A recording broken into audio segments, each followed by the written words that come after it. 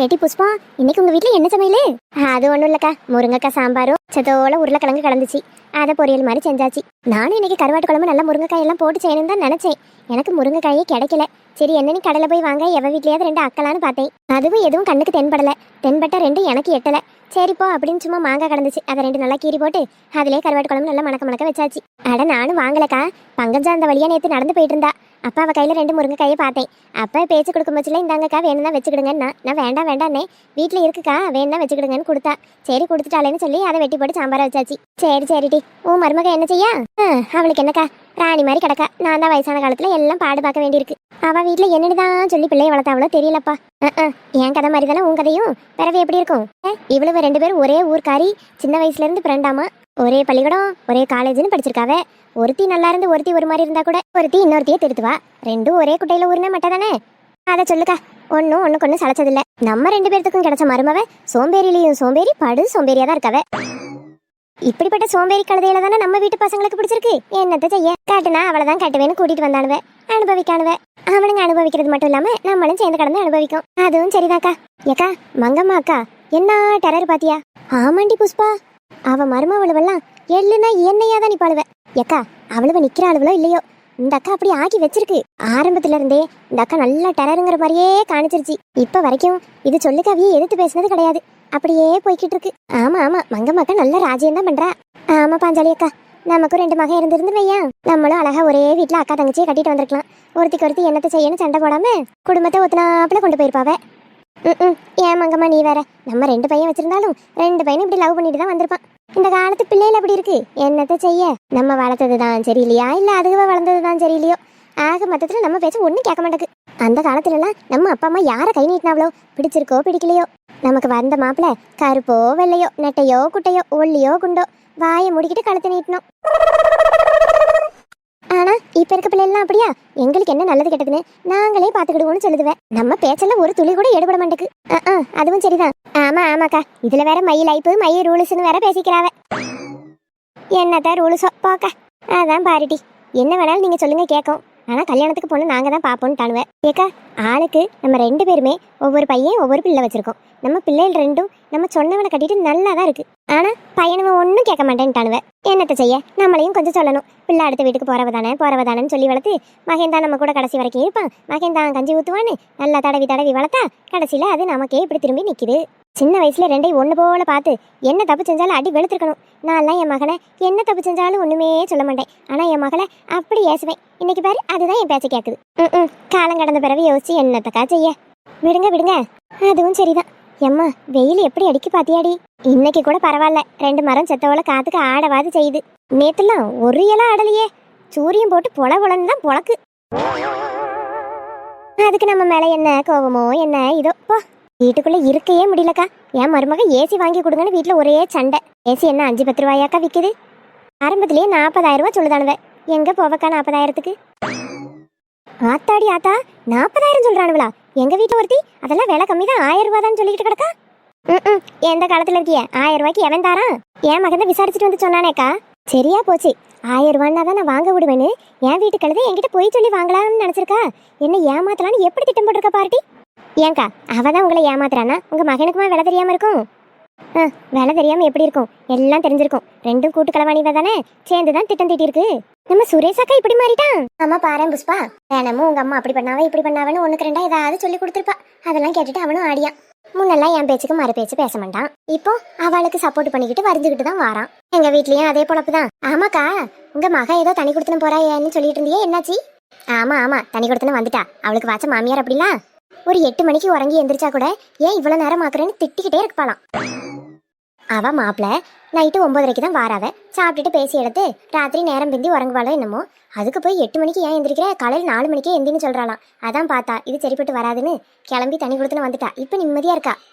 அப்படியாக்கா, நல்ல விஷயம். இதுக்குதான் என் மகளை கட்டி கொடுத்த அன்னைக்கே என் மக தனி கொடுத்துன்னு போகணும்னு சொல்லி பிரிஞ்சு வந்துட்டா. உங்க மக தான் பாவம், இவ்வளவு நாள் அங்க இருந்துட்டு வந்திருக்கா. சவத்தை இப்பயாவது பிரிஞ்சு வந்தாலே. இந்த மாமியார்கள் இல்லாம இருந்தாதான் நம்ம பிள்ளைகள் கொஞ்சம் சந்தோஷமா இருக்கும். ஆமா புஷ்பா, ஏதோ ஒன்று வெளியே போகணும்னு ஆசைப்பட்டா மாமியாக்காரிக்கிட்ட போய் நான் இங்கே போறேன் அங்கே போறேன்னு சொல்லணும். இப்படி தனியாக இருந்தா சொல்லாண்டாம். ஏதோ ஒன்று வாங்கணுனாலும் அந்த மாதிரி வாங்குறேன் அது இதுன்னு எல்லாம் தகவல் சொல்லணும். தனியாக இருக்கும்போது இஷ்டப்பட்டபடி வாழ்ந்துட்டு போட்டும், சின்ன ஜெருசுவல்லா. ஆமா ஆமா, சின்ன பிள்ளைகள் பத்தியெல்லாம் இருக்கட்டும் இருக்கட்டும். அவ தனியா போனதை பார்த்துட்டு ஏன் மருமக ஒரு நாள் என் நாத்தனாரெல்லாம் அப்படி தனியா இருக்கா, நானும் இருக்கணும் வீட்டுல ஒரே சண்டை, நான் விடுவேனா முடியாதுன்னுட்டேனே. உங்க வீட்லயுமாக்கா? எங்க வீட்லயும் ஒரு நாள் சண்டை தான், நான் முடியவே முடியாதுன்ட்டேன். அப்படியா? அப்ப கூட்டு களவாணிவே 2 பேரும் சேர்ந்துட்டு தான் பிளான் போட்டிருப்பாவ. இருந்தாலும் இருக்கும்க்கா, நம்ம சின்ன வயசுல இருந்து பாலை ஊட்டி தேனை ஊட்டி நம்ம மகன்களை அப்படி வளர்த்து வைப்போமா, இவளுக்கு நோகாம தலையை கட்டிட்டு வந்து பிரிச்சுட்டு போவாளுலாம். ஆளை பாருங்களா. அதானே புஷ்பம், நான்லாம் சொல்லிவிட்டேன், நான் உயிரோட இருக்க வரைக்கும் என் மகன் நீ எல்லாம் இங்கதான் இருக்கணும், பிடிச்சாலும் பிடிக்கலனாலும் தனியெல்லாம் விடுற மாதிரி கிடையாதுன்னு சொல்லிவிட்டேனே. அதுதான்க்கா சரி. ஏட்டி புஷ்பா, கொடை கொண்டு வந்தது நல்லதா தான் போச்சு பாத்தியா? அடா ஆமாக்கா, இந்த வெயிலுக்குள்ள கொடை இல்லைனாலும் சிரமம் தான். வாங்க போவோம். மங்கம்மாக்கா, எப்ப ஊர்ல இருந்து வந்த? ஏக்கா, நீ ஊர்ல இருந்து இன்னும் வரலன்னு நினைச்சுக்கிட்டு இருக்கோம், இப்படி வந்து திடீர்னு சர்ப்ரைஸ் கொடுக்குற. புஷ்பா அப்படின்னா என்னதுடி? ஏக்கா, உங்களுக்கு வேற இங்கிலீஷ் தெரியாதுல, மறந்துட்டேன். நான் 3ஆம் வரைக்கும் படிச்சிருக்கேன்ல, அதனால எனக்கு தெரியும். சர்ப்ரைஸ்னா இன்ப அதிர்ச்சி கொடுக்குது. அப்படியா? ஆமா மங்கம்மாக்கா, எங்க 2 பேருக்கு இது ரொம்ப சர்ப்ரைஸா இருக்கு. அட, நான் நேத்து காலையிலேயே வந்துட்டேன் டி. ஏக்கா, நேத்து காலையிலேயே வந்திருக்கேன், ஒரு வார்த்தை கூட சொல்லலையா நீ? அதானே, நேத்து காலையிலேயே வந்துட்டு எங்களை பார்க்க வராம இருந்துட்டு பாத்தியா? உங்களை பார்க்க வராம இருப்பேனா சொல்லுங்க. நேத்து காலையில தான் வந்தனா, உடம்பு ஒரே அசதி, சரின்னு படுத்து கிடந்தேன். பிறகுதான் நினைவு வந்துச்சு, ஒரு கல்யாண வீடு வேற உண்டு, போக வேற மறந்துட்டேனா, அதனால சரின்னு அங்க பஸ் ஏறி போய் பார்த்துட்டு வரதுக்கே ராத்திரி ஆயிட்டு. இனி என்ன ராத்திரிக்குள்ள அலைஞ்சிட்டு இருந்தா விட்டுட்டேன். அப்படியா? ஆமா, நான் தான் நேத்தே வாட்ஸ்அப்ல போட்டேனே, நான் வந்துட்டேன்னு எல்லாருக்கும் வாய்ஸ் மெசேஜ். உங்களுக்கு வரலையா? ஓஹோ, மெசேஜ் அனுப்பினியோக்கா? நான் பார்க்கவே இல்லக்கா. ஏண்டி புஷ்பா, ஏன் பார்க்கல? நெட்டு முடிஞ்சு போச்சுக்கா. நான் என் மகன் கிட்ட போட்டு விட சொன்னேன், இந்தா போடுறேன் அந்தா போடுறேன்னு மறந்துட்டான். இன்னைக்கு மத்தியானம் தான் திரும்ப போட சொல்லணும்னு நினைச்சேன்.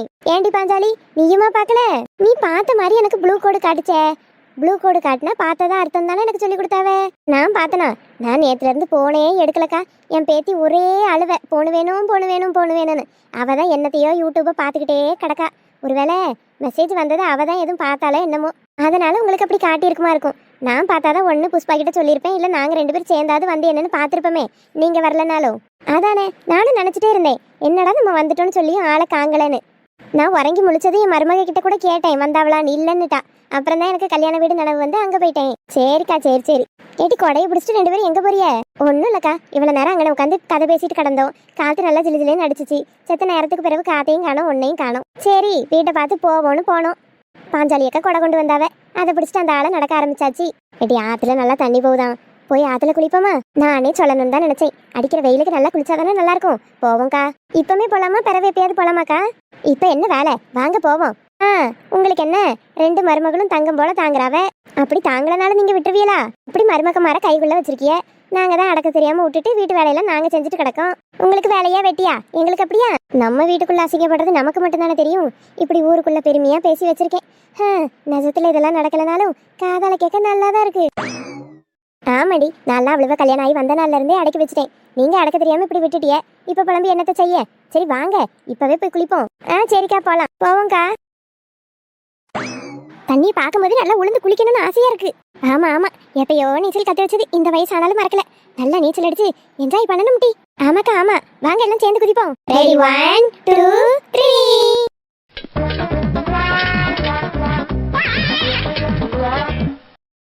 அடடடடடடா, என்ன ஆனந்தம், என்ன ஆனந்தம். ஏடி, நல்லா ஜிலு ஜிலுன்னு இருக்குடி தண்ணி. ஆமா, பாத்தீங்களா, வெளியே இவ்வளவு நேரம் நல்லா வெந்து அவிஞ்சதுக்கு குளு குளுன்னு இருக்கு தண்ணி. ஏக்கா, ஏதாவது பாட்டு பாடிட்டே குளிப்போம்க்கா. பாடிடுவோம். என்ன பாட்டு வேணும்? ஆத்துல குளிக்கும் போது என்ன பாட்டு பாடுவோம்? ஆத்துக்குள்ளே அத்தி மரம், அந்த பாட்டு தான். நான் பாடுதேன் பாரு. நீங்களும் சேர்ந்து பாடணும் டி, என்ன மட்டும் பாட சொல்லிடாதியே. ஏக்கா, எல்லாரும் சேர்ந்தே பாடுவோம்க்கா, வாங்கக்கா. போடு, சூப்பர். அட ஆத்துக்குள்ளே அத்தி மரம், அகில அகிலா போடு, அகில அகிலா சேத்துக்குள்ளே செண்பகப்பூ, அகில அகிலா போடு, அகில அகிலா பூத்ததம்மா பூவு ஒண்ணு, அகில அகிலா போடு, அகில அகிலா ஸ்வை. பாஞ்சாலி அக்கா, பாஞ்சாலி அக்கா, என்ன மறந்துகிட்டு இருக்கா? அவளுக்கு நீச்சல்ல எல்லா வித்தையும் தெரியுமாக்கும், நீந்திக்கிட்டு கடக்காட்டி அழகா. எம்மாடி, எனக்கு பார்க்க பயமா இருக்கு. எதுக்கிட்டு பயப்படுறா? நீயே நீந்து.